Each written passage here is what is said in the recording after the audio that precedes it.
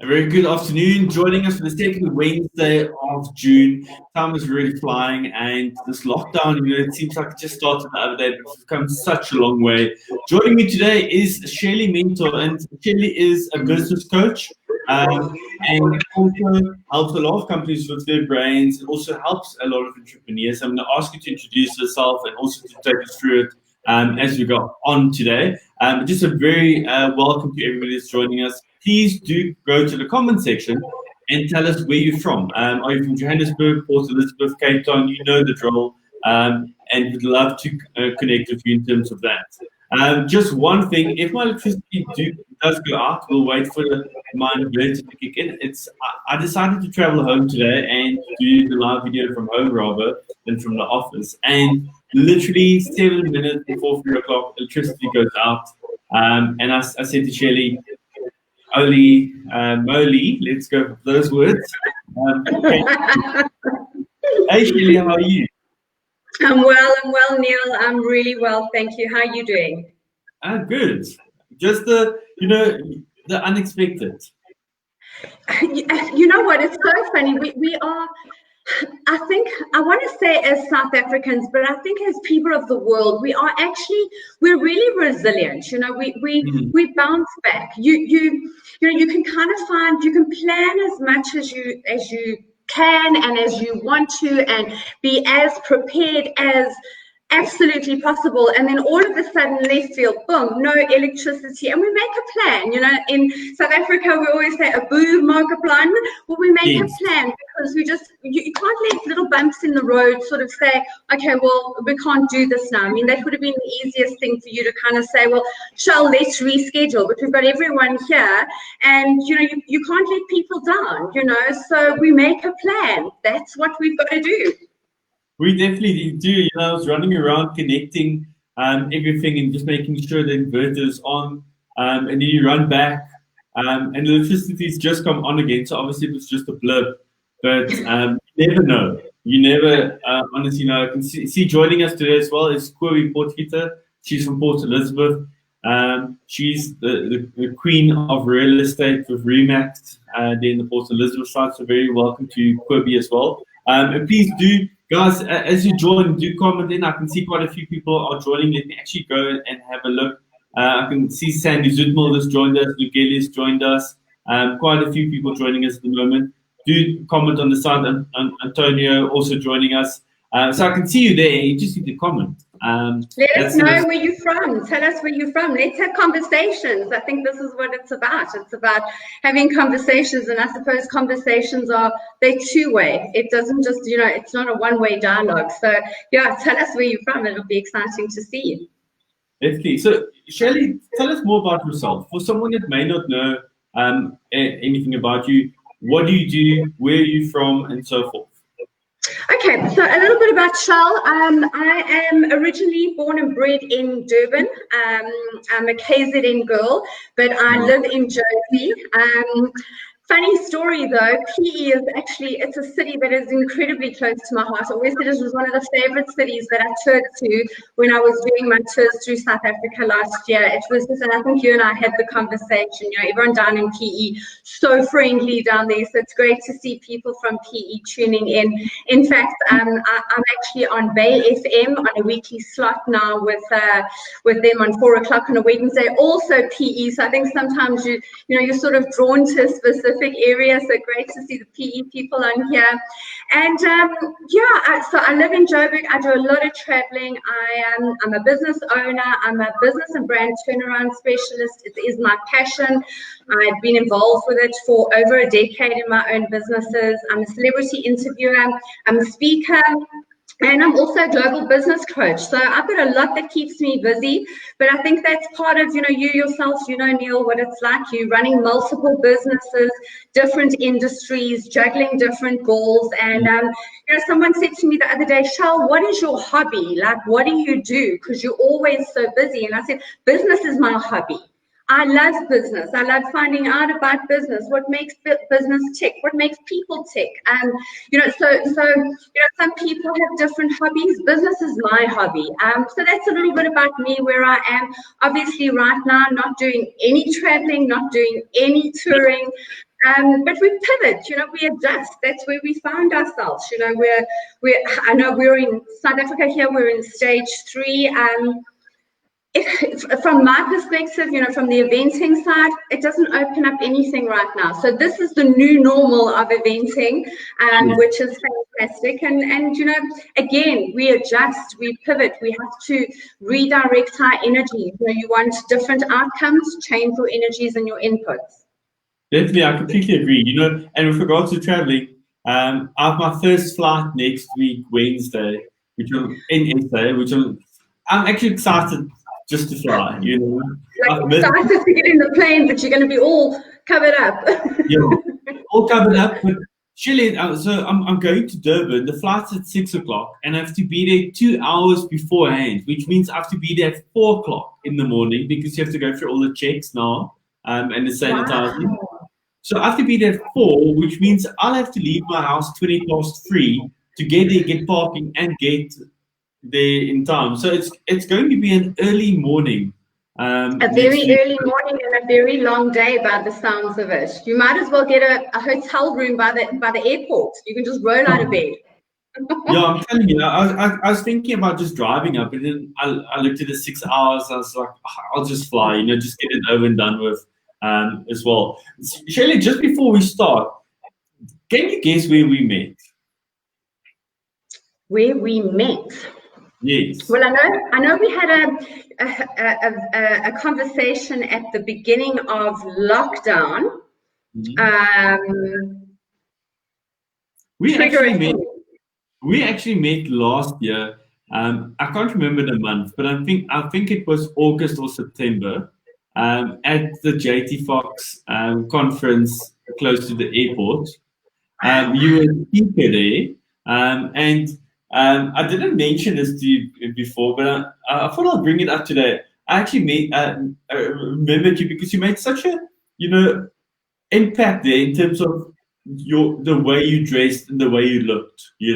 I remember when you walked onto stage, I thought, wow, she looks professional, and that already gives you that positive, way in terms of how you're going to interpret a speaker. And when you went on stage, you dressed, your hair looked really nice. I remember the long hair. And from there on, you're quite open to listening to the person, because you're obviously, just like food, you look at your plate of food. If it looks good, you're more interested in terms of taking it in. And it's the same thing with a speaker as well. When you went on stage, I thought, of course, you're professional, and then obviously you didn't disappoint in terms of your speaking capabilities and the message that you brought across at that conference. I just thought I'll mention it to you today. Oh my goodness, I remember that event. It was amazing. What's crazy is JT. Now we both know JT. He's amazing. Yeah. He's absolutely incredible. I owe a lot of my success to being coached by him. I've traveled internationally to be coached by him at his various destinations, and he just pushes you to that next level. And funny story, you talk about we eat with our food, and branding. You also up to speed with the game. It is, people look with their eyes first. It's kind of what you see. But I think it's actually crazy, because I remember that exact event, and JT said, I wasn't supposed to speak, by the way. I was just attending, and he said to me, we took a lunch break, I think it was, and then just after that he said, you're up. And I said, for how long? What do you want me to do? And he said, you're up. You've got 15, 20 minutes. Go for it. And so I planned absolutely nothing. That was totally, but the point of my story is that 18 months before that, or in fact a year before that, speaking petrified me. Like it was something that I would freeze. In fact, I was that person. I could always get my stuff done, but don't ever make me stand up in front of the camera or in front of a room full of people. And it just goes to show that when you get good coaching, you get great coaching, it takes you to that next level, and it teaches you to get out of your comfort zone. So it's kind of, I think for everybody, we've got to get uncomfortable to get comfortable again. It's like riding a bicycle. The first time you sort of get on it, you feel a little bit wobbly, and then the next time you get on it and you feel a bit more comfortable, and then the third time you sort of saying, well, I want to be able to go further. So that's exactly what happened with my speaking career. And now I've managed to speak in so many different countries and tour speaking to business owners. And it just, it's expanded my reach so much in terms of what I do, to be able to touch so many people's lives. Definitely. Look, I think association with JT Fox is definitely the way to go. My journey with him only started last year, but we're already working with him in terms of his videography and so forth. And I had a trip to Bali with him in December, and that was just magnificent, with the top 1%. I think if you need someone that's going to tell you what you need to do, then you need to be open to it. And with him, you're going to get it, and you need to embrace it as well, and then learn from there and change what you need to do, because it's only you as well. It's from an outsider will be able to gauge if you to give you advice, because you can't give yourself advice. And that's when people yeah. Well, when you look at yourself, you think you're perfect. There's nothing wrong. When an outsider looks at you and gives you constructive feedback, you need to be open to it, and you need to embrace it, and then obviously exercise it as well. I think that's where JT is just phenomenal in terms of that. But if you have to look at people that's looking at going into careers now, the future of business, what's your advice for options? I think people are so scared at this stage. What am I doing? What career is still viable in 2020, in 2021, 22? You look at tourism, may actually only start in 2021 or 22. So what am I looking at in terms of careers? If I have a look at, and we've kind of all, I do a lot of every year for Mandela Day, I talk through Nzalo careers, and they get a lot of students together, and I do a lot of work with them in terms of, pointing direction in terms of career. And for a long time, people have been talking about this, the fourth generation and AI coming in and taking jobs away. And, and business owners are maybe kind of like, I want to start a business, or someone who's in a job, like, I've always wanted to be a business owner, but where do I start and what do I do? And I think, I almost feel like, I don't want to say since COVID, because it's kind of like but it is relevant right now. I think it's kind of made a lot of people think differently. Maybe it's been the knee-jerk reaction that people have needed to kind of say, well, for a long time I had a job and I was thinking about opening up a business. So what do I do? Where do I go to? Where do I start? People going into careers. I have a look at, the kids are slowly trickling back to school. Are exams going ahead? Are they not? What's happening? There's challenges. There's always going to be challenges. But I think when people are looking at careers or businesses, you've got to be looking like, for now, if you're looking at starting something, where is there a need? So often, and you spoke about it a moment ago, we can get lost in our own heads, if I can sort of sum it up.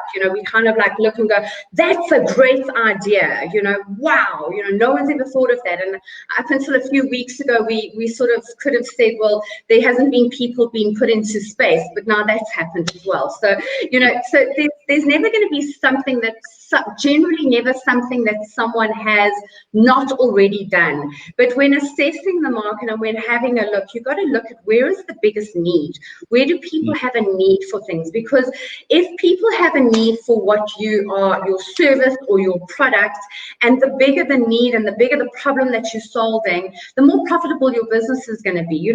It's almost like, ironically, when I did economics in my first year, it was like I never understood the concept of supply and demand. Like, it was the strangest thing for me, those lovely little graphs. And I thought, oh my gosh, can we have color? I'm a complete right-brainer. So I was like, please, can we color these graphs? Then I don't get this concept.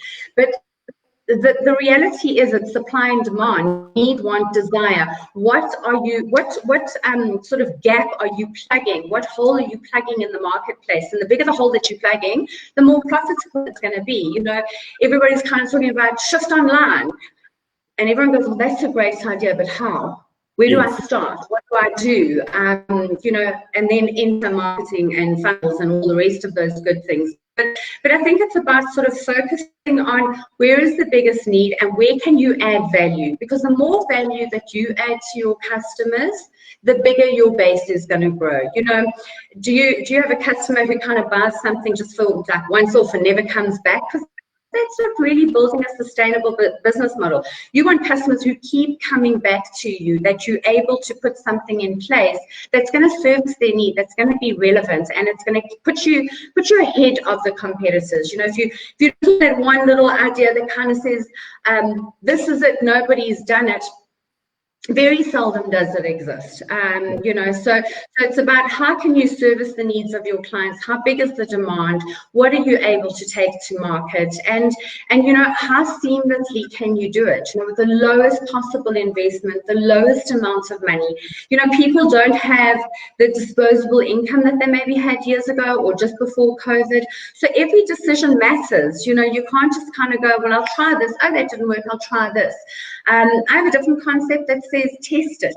So before you start, I mean, we all know entrepreneurs, I'm sure you've heard of people before where they say, you know, my first business, I ended up with all the stock in the garage and I ended up sort of giving it away to family because it didn't really work. And, you know, we don't have the luxury of doing that. Time's not on our hands and funding is not on our hands. So test the market. And we're so lucky because digital actually allows you to do that.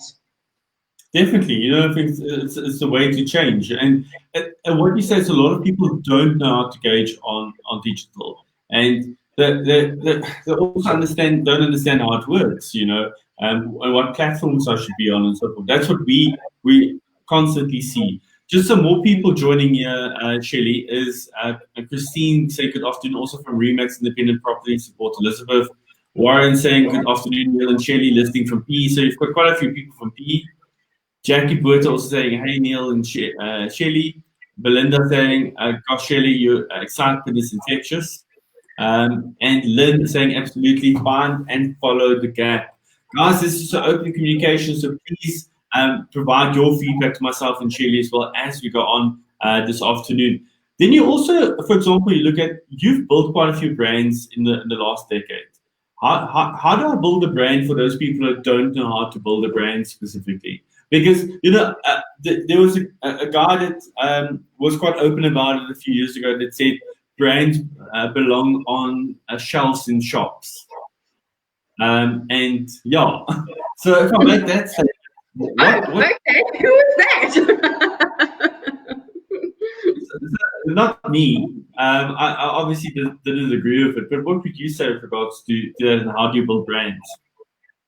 You know, I think how we've evolved is if we have to look back, you know, years ago there was the only brands that people really built were business brands or product brands, and the lanes have opened so much now in that, you know, you have product brands, you have business brands, you have personal brands, and I'm a firm believer that the stronger you build your personal brand, you know, that is the foundation.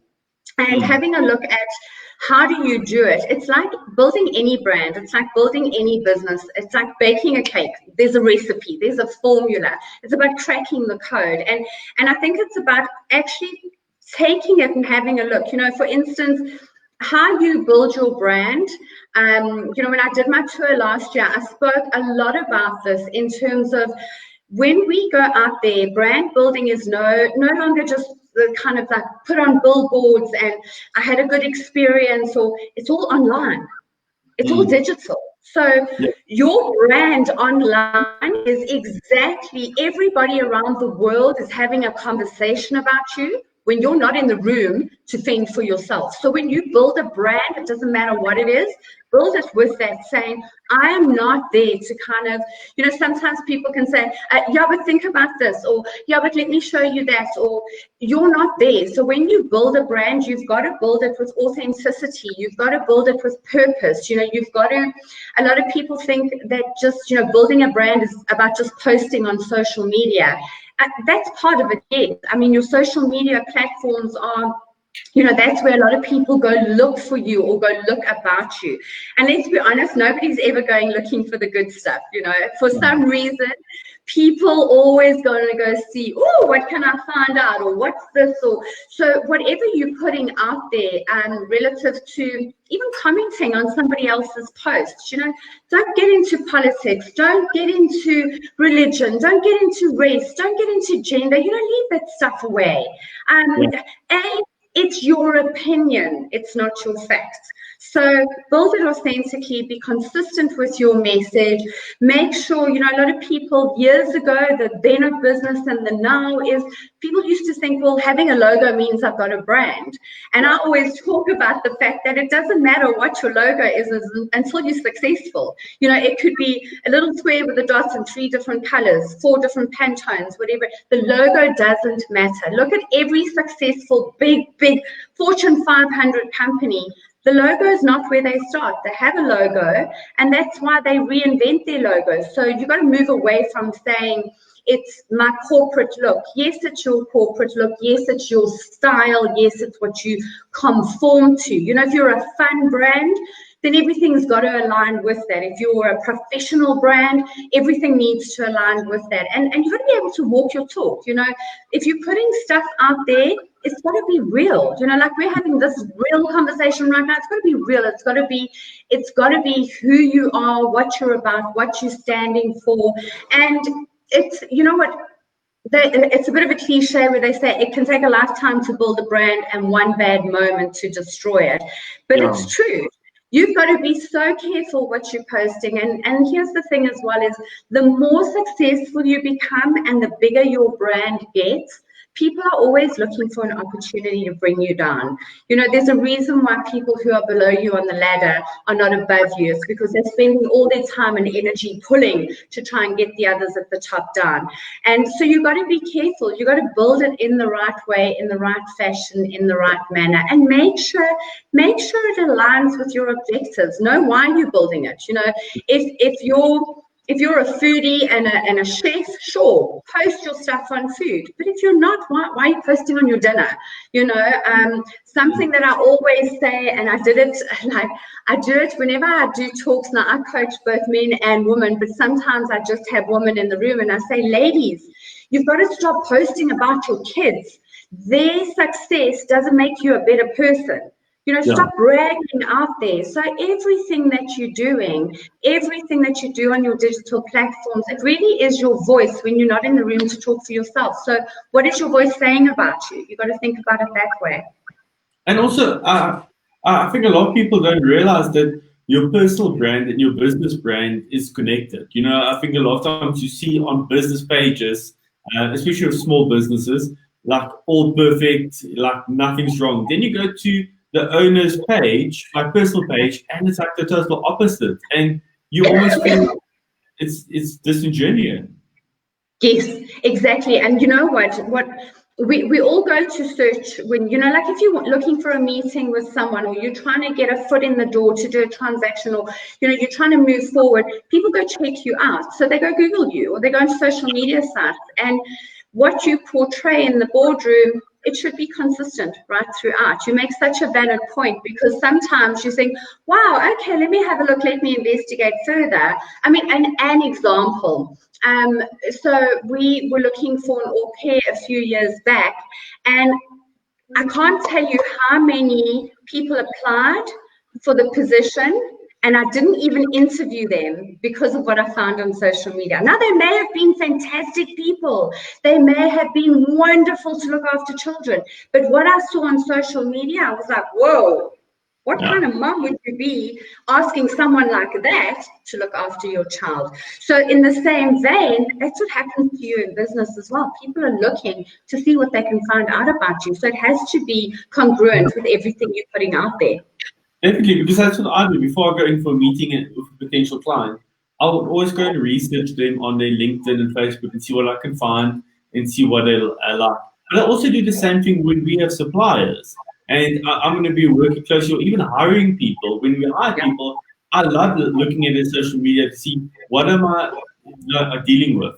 And I remember last year, there was a guy that actually made the top 3 of people that was going for the position. He went through the HR side. He went through the head of the department, and then came through to me. And I went to his Facebook, and he was talking badly about his current employer on his Facebook page. And I just looked at him and thought, you know what? If you're going to do it to your current employer, you're going to do it to me when you are happy with me as well. Because at some point, you're not going to agree with something I'm doing, which is normal. And then you're Yeah. going to go to the Facebook page and you're going to talk about it there. And we just scrap them off the list completely. Doesn't matter how good you are. I do not have time for personal politics or something you're going to do on Facebook specifically. Now, Shelley, if we also have to look at, obviously, if the industry that's opening up, what should I consider as as I open my business specifically? I think a lot of people are looking at it. What's the most important part to consider with regards to that? What would you say? It's so interesting, and it's such a great question, because I think, and we just take ourselves here, in South Africa at the moment, where we are, everybody's kind of like, okay, we've gone from level 4 and now we're going to level 3 and 2 and 1, and it's kind of like, when are we opening up? And everyone's excited about being, open and to start getting back to normal, and it's all changed. So things to consider. So yes, you're going to go back to work. It's, do you need to have these big fancy offices anymore? I think one of the things that I'm really excited about is, so often I used to get invited to meetings on meetings on meetings. And I used to say, guys, I deal with people in other countries. Let's just Zoom or Skype. No. Let's because the screen is a barrier, and now the screen has actually become the new normal. So it's kind of almost taken us and forced us into this new economy that everyone's been talking about for a while, to say, do you need bricks and mortar? We've got all this wonderful technology at our hands. How can you actually save infrastructure costs and increase productivity by having, I know in our offices, there'd be times where people would come in and it's like a quick conversation, and grab a coffee, and then another conversation. And before you know it, I'm like, guys, it's 10:30. We've got to put pedal to the metal here. All we've kind of been doing is chatting all morning. So it definitely increases productivity. But with that, I think there's, what a lot of business owners have got to have a look at is sort of saying, well, how do I get the best out of my team? Because when you and I are sitting in the office together, we bounce off each other's energies. It's contagious. I think who was it? Belinda. Belinda was saying, your energy or your excitement. That's contagious. Now, if you don't have that anymore, if you are sort of sitting on your own, you've got to be a self-starter, self-motivator, so it's having a look at, are your team actually able to manage and cope with the changes? And also, one of the big things is that a lot of people are going, I'm going to go back and my business is just going to skyrocket from where it was. You've got to consider, who were your customers that were buying from you? Are they still around? Do they still need your product, or have they found other ways while you've been on lockdown? Everybody's kind of thinking, I've evolved and nobody else has, and that's not the case. Is because everybody's been looking to create those great opportunities for themselves. So I think it's really important to sort of have a look, establish what does your infrastructure look like? What is your client's needs and requirements? Now, hopefully during COVID, during lockdown, during all of that, you've been keeping in touch with your customers, because, maybe you're not doing deals, but you've got to still keep those relationships open. And then your suppliers in the supply chain, I think we're going to see a lot of changes coming along where, people are going to look for payments, up front, because granting credits, are those people actually good for it? Yes, they were sort of 6 months ago, but what's happened in their business that, could impact my business going forward? So I think moving into the future, it's about being a lot smarter, a little bit more diligent, putting a little bit more thought and planning, and not sort of just hit the ground running, actually saying, hang on, let's think about this. If I've got an hour to solve something, let me think for 50 minutes how I'm going to do it, and 10 minutes to implement it. So I think there's a lot of food for thought. I think people may be under the illusion or disillusion that, business gates are opening up and boom, I'm going to go back, reverse 90 days and pick up where I left off. I think we're all in for a very big surprise. I also think so. We can see that the market is struggling, and people are holding on to their cash more than ever before.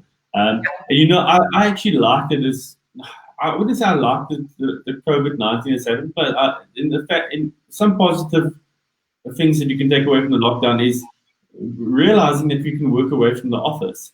Because I know in February we were busy looking at extending the Joburg and P offices because our boardrooms were too full and people couldn't have meetings in the boardrooms. So, we needed more boardrooms specifically. We were looking at taking more space.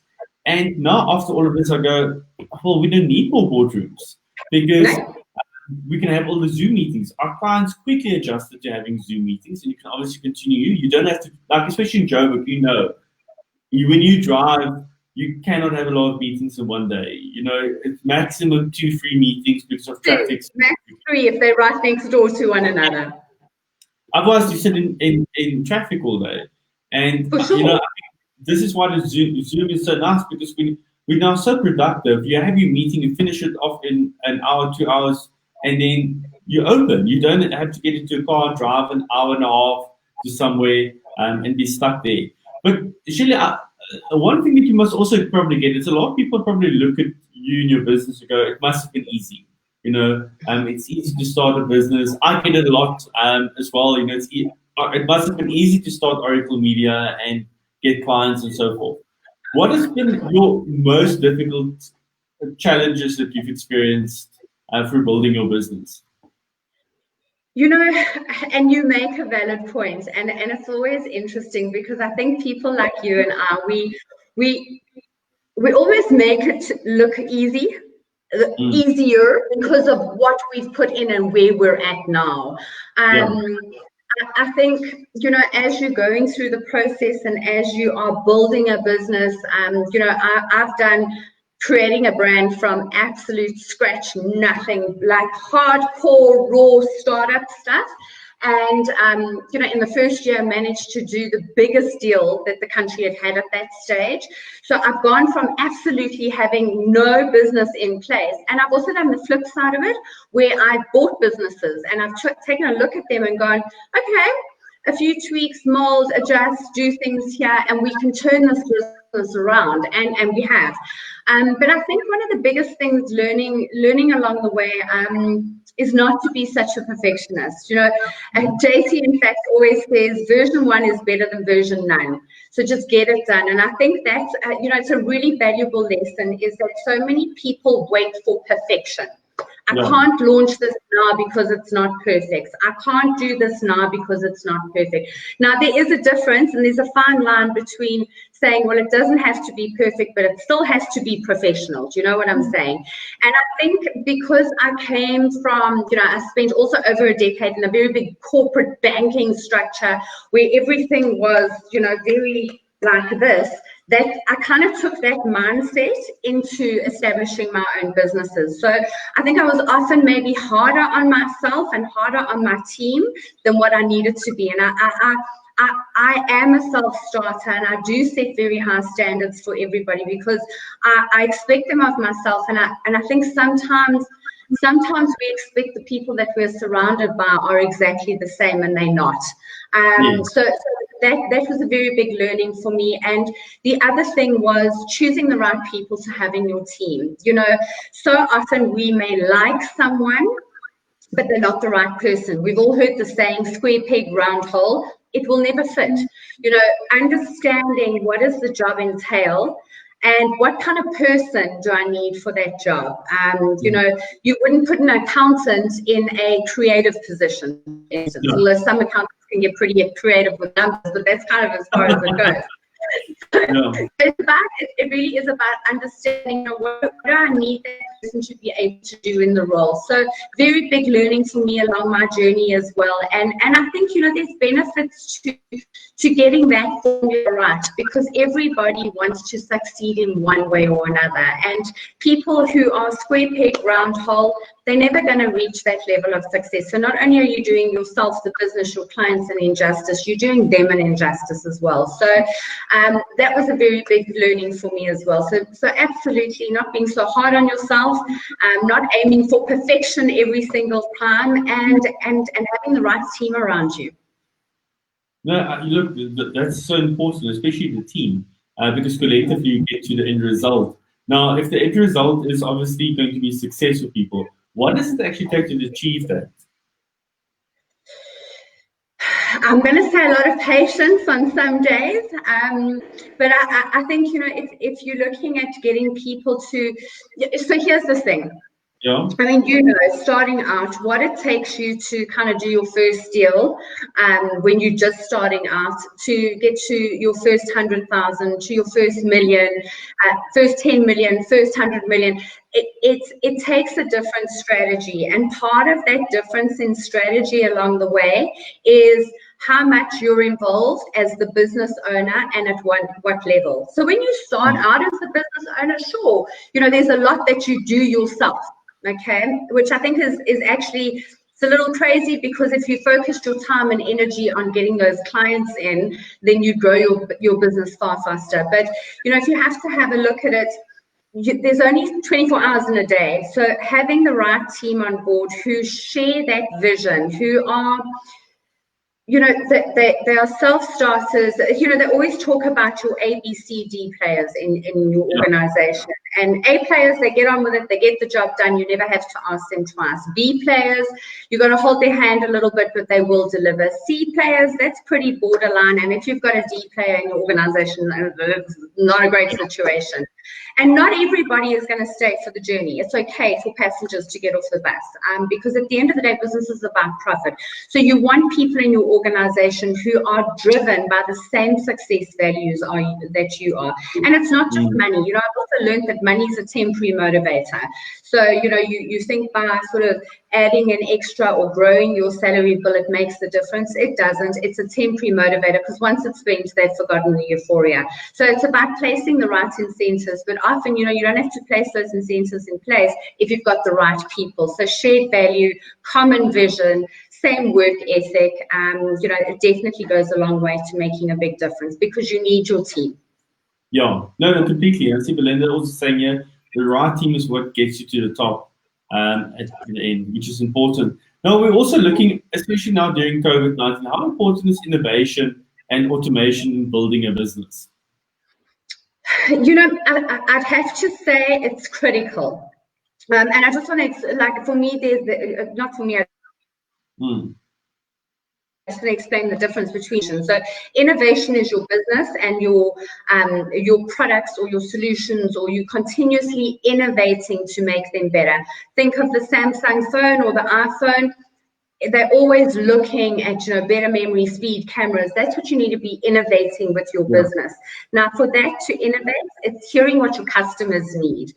Automation on the other side, that's where you're going to start seeing far bigger returns. You know, if I have to look at one of our businesses, we implemented full automated system into the business. And like most companies, when you start, I mean, you know the drill. It's Excel, this and that spreadsheet, and this, you know, it's a nightmare. It's manual errors. It never just happens. So automation is about driving the efficiencies in your business. You want to kind of see it as, if there were 20 tasks that were taking up half of my day, what could I automate that if I closed the doors in the evening, when I came back in the morning, those tasks would be done? So what tasks do we do over and over and over? What can you automate in your business? And you know what's great, Neil, is that you don't have to go out and buy big fancy systems. I think a lot of small businesses are intimidated when you talk about automation, because you think, I don't have those oodles of money to go and just invest in a system. You know, I'm not a corporate. And where we are on the digital platform nowadays, there's so many tools that are available. Sometimes they're free, and a lot of the time they cost next to nothing. And when you actually weigh up the benefit, the cost is negligible. Definitely, I think you have to have systems in place. I come from a legal background, and that was one thing that I made sure Oracle Media had, was the systems, the structure specifically, because you're so used to it in law that you'll have those systems and you'll work with it. And if you have the systems, it works quite nicely. Now, obviously, maybe through this whole COVID-19, there could be people that's unhappy with their, the job that they have and so forth. What's your advice for someone that wants to quit and move on now? I think, a lot of people who maybe were stuck in a job and I say stuck because when you get stuck in your career, stuck in a job, remember you go to work for the bigger part of your day, the bigger portion of your week, the biggest part of your month, your year. You are at work. If you're not enjoying it, then you've got to start analyzing and having a look. I would never say to someone, just quit your job and go with your idea. You know, you've got to kind of build it up gradually. Be prepared to work really, really hard. So when your day job is done, it's kind of like your night shift kicks in. So try and run the two together until you start earning money from, I want to call it your side hustle, as a lot of people are terming it at the moment. Make sure that that's bringing in an income, because I think what a lot of people do when they start a business is we're seduced by this expectation of success within ourselves. And we go, oh, my word, that's so easy. It's a numbers game. I just have to sell so many and I've covered my salary. Until you have no salary and you have to sell one. And you think, how can this be so hard? You know, and then that, you know, if you're not quite getting it right, you know, financial situations, it's not healthy for anybody. So build up your side hustle, as it were, to get it to a level where it can replace your current income, and then start looking to say, okay, how do I move myself out of this and how do I go forward? You know, we've got to be honest.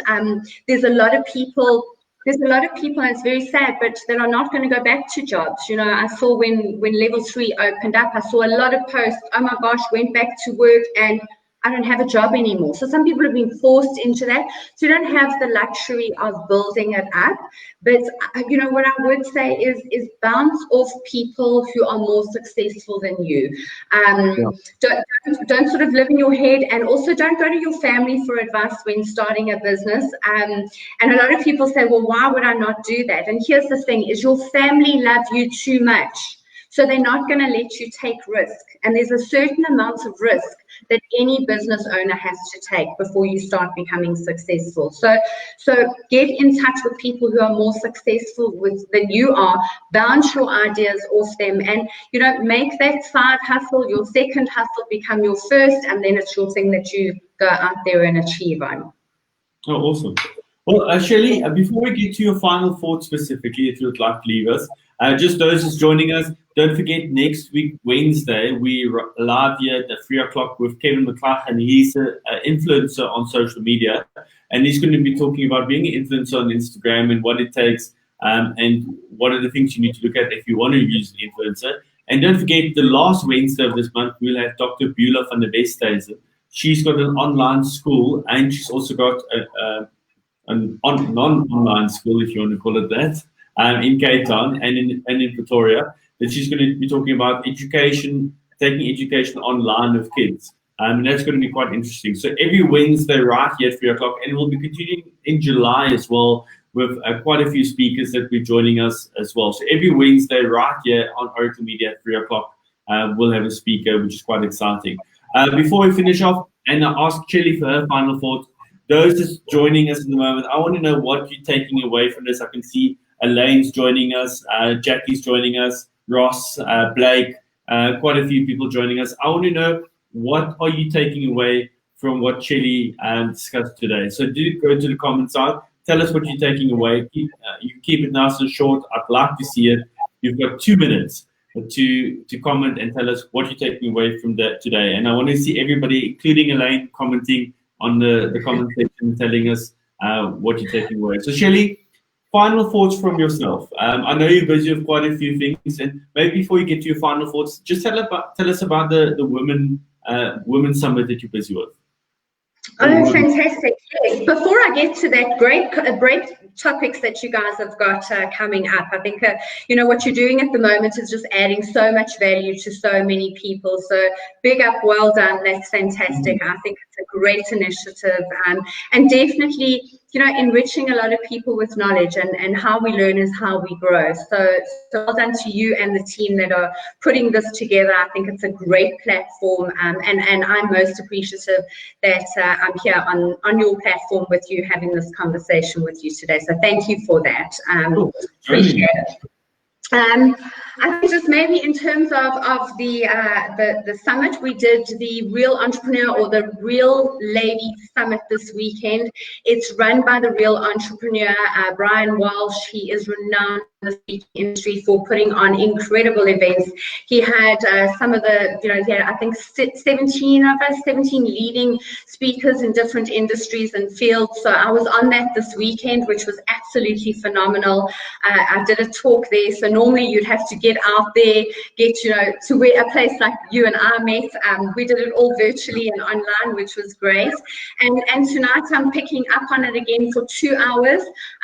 So 2 power hours with Shell of exactly the same topics that I was talking, but taking a far deeper dive and look into your business and your brand. So it's not too late. If anyone on here, guys, if you want to sign up, rsesales.com/, you'll still be able to get in for the next little bit before it closes off. And join us. It's a great platform to be learning from, like here as well. And I'd love to have you on my webinar this evening. Just if you enjoyed what we were saying here, join us there tonight, because we're going to go a lot deeper on it. So that's what I've been busy with of late. There's been a lot of opportunities that have opened up, and what I really want to say to everyone sort of in closing is, it's tough right now, and I get it, but you know what? We're resilient, we're resourceful. You can find it within yourselves. Don't let anybody tell you that you can't. Find ways to do it, because I remember at the beginning of COVID, and I had a conversation with someone, and I said, this is the time in our lives where real heroes are going to be born and leaders are going to be made, because it's what you're doing now out there that is going to make a massive difference and impact as you channel and journey forward. So don't give up on yourselves. Don't give up on what it is that you want to achieve. If you can't get it right, find a way. Don't accept no for an answer. Push, push, push. Keep pushing forward. And you know what? I see there's a lot of South Africans on here. South Africa, together we grow. And we can't rely on anybody else to take us forward but ourselves. We have got to drive and stimulate this economy. So in closing, best of luck. It's been great to be on your platform. Thank you, Neil. And anyone wanting to join tonight, rsesales.com/Shelly. Go register. I'd love to have you on my webinar this evening. That's awesome. I love your energy. I really do love your energy. It's nice to feed from as well. Shelley, anybody that wants to get hold of you, how do they do that? Okay. Any of the social media platforms, pop me a message, or you can go straight to my website. It's Shelley Mentor, Shelley with an E, shelleymentor.com, or any of the social media platforms. It's all the same name, Shelley Mentor, on whether it's Instagram, LinkedIn, Facebook. Pop me a message. I'd love to hear from you, and let's keep the conversation going. Let me actually get it open your website so I can share it. There we go.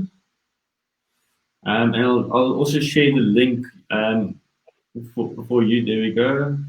I like the pic of the mic. Bring back a memory or two. There you go. What I've done is I've shared Shelley's Facebook, I've got Facebook, a website link right here in the comment section, so you'll be able to go and have a look at it. I'll also, for those that maybe this is the site, so www.shelleymentor.com. So you can go there, or you can actually just click on the link in the comment section, and you'll be able to find it. And obviously on the Facebook, it's so easy. It's literally just Shelley Mentor if you'd like to get in touch. And then what time tonight? Tonight at 7. From 7 until 9, so 2 power hours. Make your tea, get your coffee, sit down, plug your earphones in, sort out the kids, join us. We're going to have a great evening. Cool, Shelley, can I ask you maybe just to comment that info in the comment section here for everybody? You'll be able to do it after I think we finish the live, and then if you can comment all of the info, then the people can easily find it today at 7 o'clock. Fantastic, that's great. I'll pop it in there in a moment. Yay! Look forward to seeing you there. Awesome.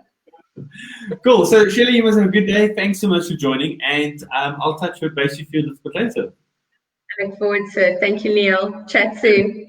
Thanks so much. Bye. Bye. What a nice session, Shelley. So much energy and wise words as well. So please join us tonight at 7 o'clock. She's going to comment all of the info in the comment section. You can have a look at that. Don't forget, next week, Wednesday, Kevin McLennan, he's going to join us. He's an influencer. He's going to tell us being about the influencer and what you need to look at, especially as well. And then Dr. Beulah van der Westhuizen, the last Wednesday of this month. And then obviously we'll announce all of our speakers for July, which is going to be quite exciting as well.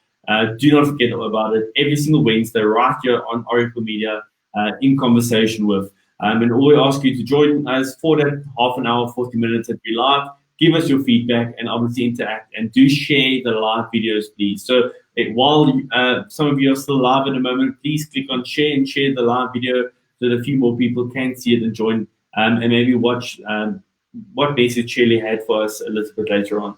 Thanks so much, and I'll see you next week, Wednesday, right here at 3 o'clock on Oracle Media. Have a good one.